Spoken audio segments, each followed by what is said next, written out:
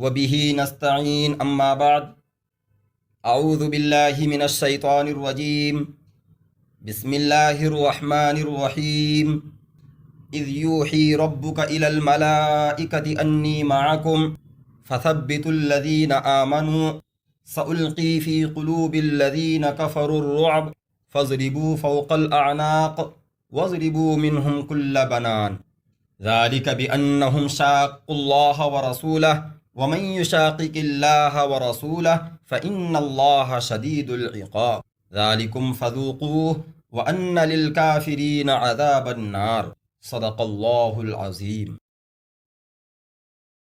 محترم بزرگوں اور دوستو، میں نے ابھی آپ حضرات کے سامنے سورہ انفال سورہ نمبر 8 کی آیت نمبر 12، 13، 14 تلاوت کی ہے، جس کا ترجمہ ہے اور اس وقت کو یاد کرو جب کہ آپ کا رب فرشتوں کو حکم دے رہا تھا کہ میں تمہارے ساتھ ہوں، سو تم ایمان والوں کی ہمت بڑھاؤ، میں ابھی کفار کے قلوب میں رعب ڈال دیتا ہوں، سو تم ان کی گردنوں پر مارو اور ان کے پور پور کو مارو۔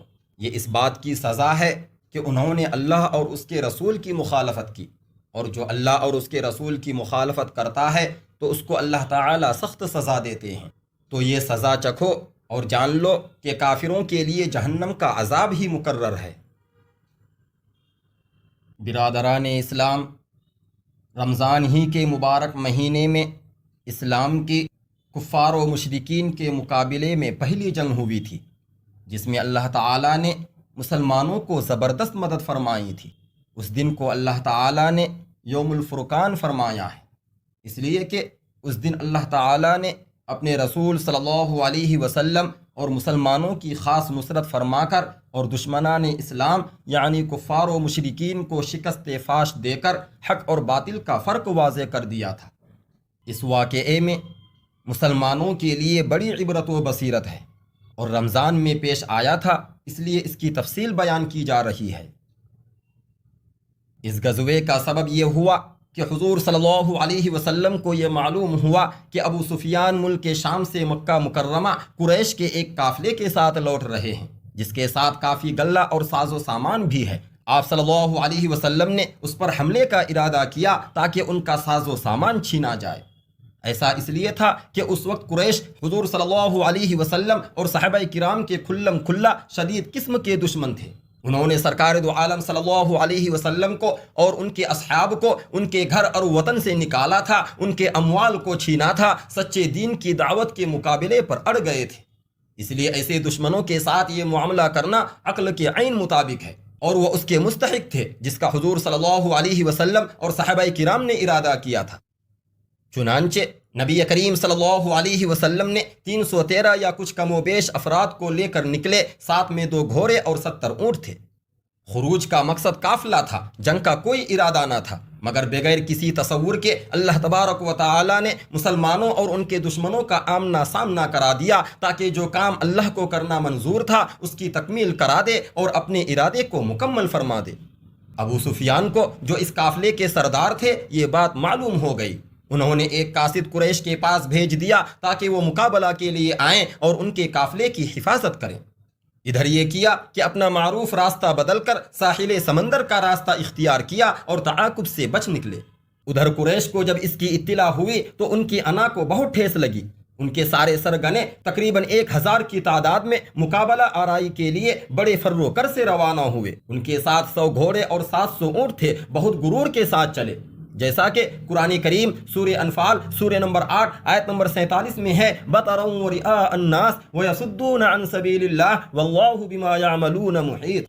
اکڑتے اور اتراتے ہوئے لوگوں کو دکھائے ہوئے نکلے، راہ حق کے لیے سد راہ بن رہے تھے، حالانکہ اللہ تبارک و تعالیٰ کو ان کے علم و ارادے کا پورا علم تھا۔ اس کے علاوہ ان کے ساتھ گانے والی عورتیں تھیں جو مسلمانوں کی مذمت میں گا رہی تھیں۔ ابو سفیان جن کی وجہ سے یہ قصہ پیش آیا تھا، ان کو جب یہ معلوم ہوا تو انہوں نے قاصد بھیج کر اطلاع کرائی کہ ہم لوگ بچ گئے ہیں، اور میرا مشورہ یہ ہے کہ تم لوگ لوٹ آؤ، جنگ کی ضرورت نہیں ہے۔ مگر ان لوگوں نے جو اپنی طاقت کے غرور کے نشے میں چور تھے لوٹنے سے انکار کر دیا۔ ابو جہل نے کہا بخدا ہم ہرگز نہیں لوٹیں گے یہاں تک کہ مقام بدر تک پہنچیں، 3 دن وہاں رکیں، اونٹ ذبح کریں، طعام و شراب کی محفلیں سجائیں تاکہ عرب ہماری داستان سن کر ہمیشہ ہماری رعب و ہیبت سے دبے رہیں۔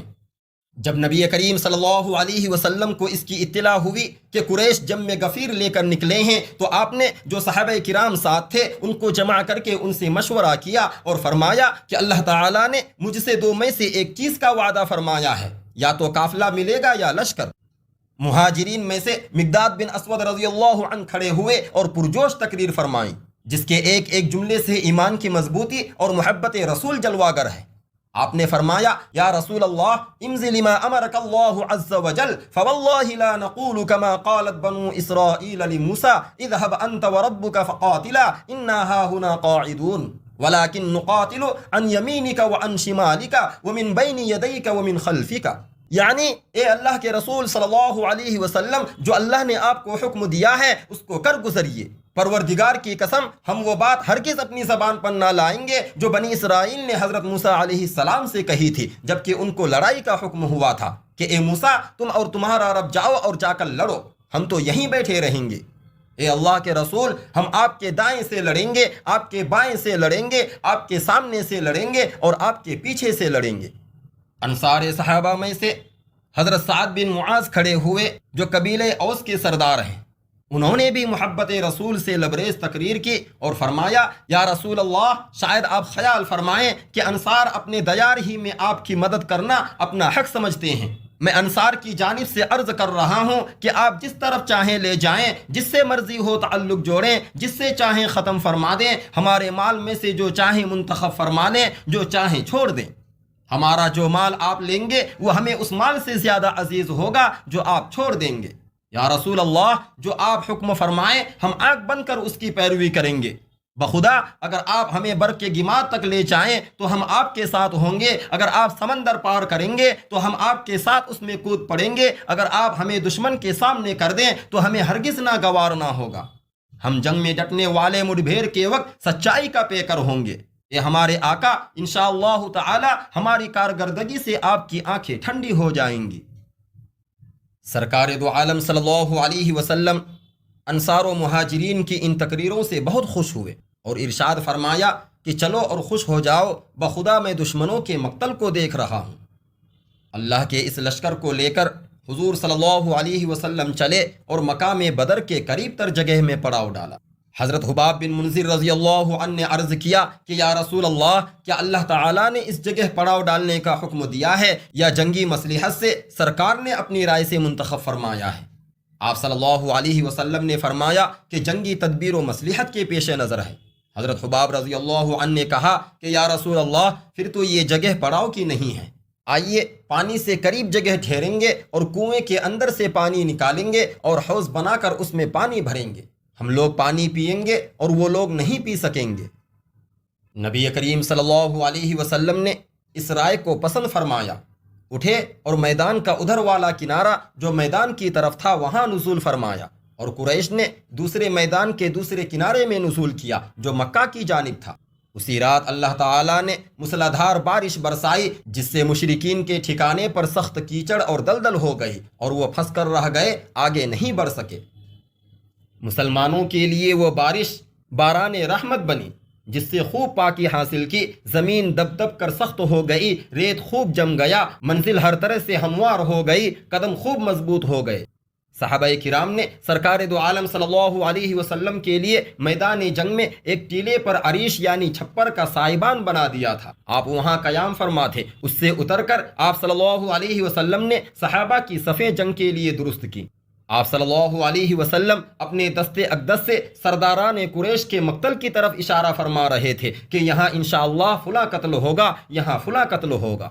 ہوا بھی ایسا ہی، جس جگہ آپ صلی اللہ علیہ وسلم نے جس کے لیے مقرر فرمایا تھا اس سے کوئی تجاوز نہیں کر سکا۔ پھر آپ صلی اللہ علیہ وسلم اپنی عریش میں تشریف لے گئے اور ایک نظر قریش پر اور اپنے نہتے صحابہ پر ڈالی اور پروردگار کے سامنے یوں گویا ہوئے، اے اللہ یہ قریش ہیں جو فخر و غرور کے ساتھ اکڑتے ہوئے اپنے سارے ساز و سامان کے ساتھ آئے ہیں، جو آپ کے دین کے دشمن ہیں اور آپ کے رسول کو جھٹلاتے ہیں۔ اے اللہ میں آپ کی وہ مدد چاہتا ہوں جس کا آپ نے مجھ سے وعدہ فرمایا تھا۔ اے اللہ جو وعدہ آپ نے فرمایا تھا وہ پورا فرما دیجئے۔ اے اللہ میں آپ کو قسم دیتا ہوں آپ کے وعدے کی، آپ کے عہد و پیمان کی، اے کریم پروردگار اگر آپ نے اس چھوٹی سی جماعت کو ہلاک کر دیا تو آپ کی کبھی عبادت نہ ہوگی۔ مسلمانوں نے اپنے رب سے مدد مانگی اور صرف اسی سے فریاد کی تو اس نے ان کی دعا قبول کی، جیسا کہ اپنی کتاب مقدس سورہ انفال سورہ نمبر 8 آیت نمبر 12-13 میں ارشاد فرماتا ہے، اذ یوحی ربک الی الملائکۃ انی معکم فثبتوا الذین آمنوا سألقی فی قلوب الذین کفروا الرعب فاضربوا فوق الاعناق واضربوا منهم کل بنان ذلک بانہم شاقوا اللہ ورسولہ ومن یشاقق اللہ ورسولہ فإن اللہ شدید العقاب ذلکم فذوقوہ وان للکافرین عذاب النار۔ اور اس وقت کو یاد کرو جب کہ آپ کا رب فرشتوں کو حکم دے رہا تھا کہ میں تمہارے ساتھ ہوں، سو تم ایمان والوں کی ہمت بڑھاؤ، میں ابھی کفار کے قلوب میں رعب ڈال دیتا ہوں، سو تم ان کی گردنوں پر مارو اور ان کے پور پور کو مارو۔ یہ اس بات کی سزا ہے کہ انہوں نے اللہ اور اس کے رسول کی مخالفت کی، اور جو اللہ اور اس کے رسول کی مخالفت کرتا ہے تو اس کو اللہ تعالی سخت سزا دیتے ہیں۔ یہ سزا چکھو اور جان لو کہ کافروں کے لیے جہنم کا عذاب ہی مقرر ہے۔ پھر جنگ کے لیے دونوں جماعتیں آمنے سامنے ہو گئیں، میدان کارزار گرم ہوا، گھمسان کی لڑائی شروع ہوئی۔ سرکار دو عالم صلی اللہ علیہ وسلم اپنی عریش میں بڑی بے تابی سے اللہ سے مدد مانگ رہے تھے، اسی سے فریاد کر رہے تھے۔ آپ پر کچھ دیر کے لیے نیند طاری ہوئی، پھر آپ صلی اللہ علیہ وسلم یہ کہتے ہوئے نکلے، سَيُهْزَمُ الْجَمْعُ وَيُوَلُّونَ الدُّبُرَ، یعنی عنقریب یہ بھیڑ شکست کھائیں گی اور یہ لوگ پیٹ پھیر کر بھاگیں گے۔ آپ صلی اللہ علیہ وسلم صحابہ کی ہمت بڑھا رہے تھے اور فرما رہے تھے کہ قسم ہے اس ذات کی جس کے قبضے میں محمد کی جان ہے، آج جو صبر و احتساب کے ساتھ لڑتے لڑتے جان دے دے گا، پیٹ نہیں پھیرے گا، وہ جنت کا حقدار ہوگا۔ یہ سن کر عمیر بن حمام انصاری رضی اللہ عنہ کھجور کھاتے کھاتے کھڑے ہوئے اور پوچھا کہ یا رسول اللہ، کیا وہی جنت جس کی چوڑائی زمین و آسمان کے برابر ہے؟ حضور صلی اللہ علیہ وسلم نے فرمایا ہاں۔ حضرت عمیر رضی اللہ عنہ کہنے لگے، واہ یا رسول اللہ، پھر تو میرے جنت میں جانے میں اتنی ہی دیر ہے کہ ان کے ساتھ لڑتے لڑتے شہید ہو جاؤں۔ اگر میں ان کھجوروں کے ختم ہونے کا انتظار کروں تو اس کے لیے تو عمر درکار ہے۔ یہ کہہ کر کھجوریں پھینک دی اور لڑائی شروع کی، یہاں تک کہ شہید ہو گئے اور جان آفری کے سپرد کر دی۔ حضور صلی اللہ علیہ وسلم نے مٹھی بھر مٹی اٹھائی اور کفار کی طرف پھینکی۔ آپ کا معجزہ تھا کہ ہر ایک کی آنکھ میں وہ مٹی گئی، سب اپنی آنکھیں ملنے لگے، سب کے سب الٹے پیروں بھاگے۔ مسلمانوں نے ان کا پیچھا کیا، کشتے کے پشتے لگا دیے، کسی کی گردن اڑا رہے تھے، کسی کو قید کر رہے تھے۔ چنانچہ 70 کو موت کے گھاٹ اتارا اور 70 کو قیدی بنایا۔ مرنے والوں میں 24 قریش کے بڑے بڑے سردار تھے، جن میں ابو جہل، شیبہ بن ربیعہ، عقبہ بن ربیعہ، اس کا لڑکا ولید وغیرہ تھے، جن کی لاشیں بدر کے کنویں میں پھینک دی گئیں۔ صحیح بخاری میں حضرت عبداللہ بن مسعود رضی اللہ عنہ سے روایت ہے کہ حضور اکرم صلی اللہ علیہ وسلم نے بیت اللہ شریف کے سامنے ان چاروں کو بد دعا دی تھی۔ میں گواہی دیتا ہوں کہ ان چاروں کی لاشیں میں نے پڑی دیکھی جو گرمی کی وجہ سے سڑ گئی تھیں۔ اور اسی میں حضرت ابو طلحہ رضی اللہ عنہ کا ارشاد ہے کہ بدر کے دن قریش کے 24 بڑے بڑے سرداروں کے بارے میں حضور صلی اللہ علیہ وسلم نے فرمایا کہ بدر کے کسی بدترین کنویں میں انہیں پھینک دو۔ جنگ کے بعد 3 دن آپ صلی اللہ علیہ وسلم نے وہی میدان میں قیام فرمایا۔ جب آپ صلی اللہ علیہ وسلم کسی قوم پر غالب آتے تو 3 دن میدان میں قیام فرماتے، تیسرے دن کوچ کا حکم فرمایا۔ سامان تیار کر کے قافلہ چلا، جب اس کنویں کی من پر پہنچا جس میں کفار کی لاشیں پڑی تھیں تو آپ صلی اللہ علیہ وسلم ٹھہر گئے اور نام لے کر پکارنا شروع کیا کہ اے فلاں بن فلاں، اے فلاں بن فلاں، کیا اب تمہیں یہ بات پسند آ رہی ہے کہ اللہ اور اس کے رسول کی اطاعت کرتے؟ ہمارے پروردگار نے ہم سے جو وعدہ کیا تھا وہ تو ہم نے دیکھ لیا، کیا تم نے بھی اپنے رب کا حکم پا لیا؟ حضرت عمر رضی اللہ عنہ نے دریافت فرمایا، یا رسول اللہ صلی اللہ علیہ وسلم، آپ بے روح مردہ جسموں سے باتیں کر رہے ہیں۔ تو آپ صلی اللہ علیہ وسلم نے فرمایا، خدا کی قسم جتنا وہ لوگ سن رہے ہیں تم لوگ بھی اس سے کچھ زیادہ نہیں سن رہے ہو۔ جنگ بدر میں جو لوگ قید کر لیے گئے تھے ان کے بارے میں حضور صلی اللہ علیہ وسلم نے صحابہ سے مشورہ فرمایا کہ ان سے فدیہ لے کر چھوڑا جائے یا قتل کر دیا جائے۔ حضرت سعد بن معاذ رضی اللہ عنہ نے فرمایا کہ مشرکین پہلی بار ہاتھ لگے ہیں، اس لیے میرے نزدیک ان کو چھوڑنے سے ان کا خون کرنا بہتر ہے۔ حضرت عمر رضی اللہ عنہ نے فرمایا کہ یا رسول اللہ، میری رائے یہ ہے کہ آپ اجازت دیں ان سب کی گردن اڑا دی جائے اور ہر ایک اپنے رشتہ دار کی گردن اڑائے۔ علی اپنے بھائی عقیل کی گردن اڑائیں، میں اپنے فلاں رشتہ دار کی گردن اڑاؤں، یہ لوگ کفر کے سرگنے اور سردار ہیں۔